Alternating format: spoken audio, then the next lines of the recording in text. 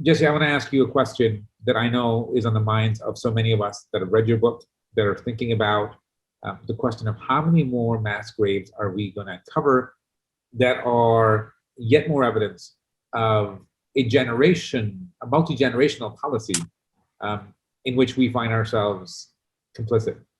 Your thoughts on how do we get beyond guilt and shame into action? Your thoughts on that would be welcome.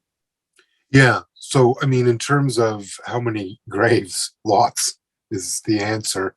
The residential schools my family went to in Spanish Ontario, there was a grave there. The communities always knew there was a grave there.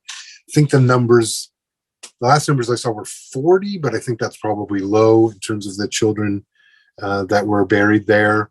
And, I think there's always been talk or suspicions that there's more than one gravesite on those locations. And of course, there was graveyards at most of the residential schools, and there was about 140 of them ish.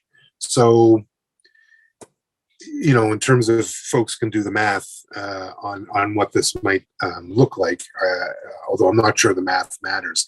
In terms of what can be done, I think you touched on something, Nouman, that I talk about a lot, which is that there's two dynamics at play. So, in truth telling, and if you want to attach truth to reconciliation, as we seem to do in this country in the moment anyway, there's always two aspects to truth telling, right? There's the telling of the truth, which I would suggest Indigenous people have been doing for quite a long time here, because these are not, while we like to think that this is new information, it really isn't. There was a Royal Commission on Aboriginal People done in 1996 that released its findings that said very much similar things to the Truth and Reconciliation Commission. And, most people ignored that. And so there's been many, many years of sort of willful forgetting or willful blindness around this. Or ignoring of the truth being told.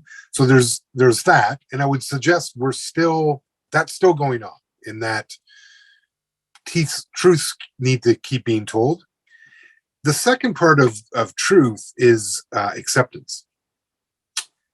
So, because you can tell all the truths we want, and this is, I guess, what I'm alluding to. Indigenous people have been doing this for a very long time. What we haven't had is acceptance of those truths. And I think the acceptance of those truths is key, because there's no way you get to reconcile if you don't accept truth.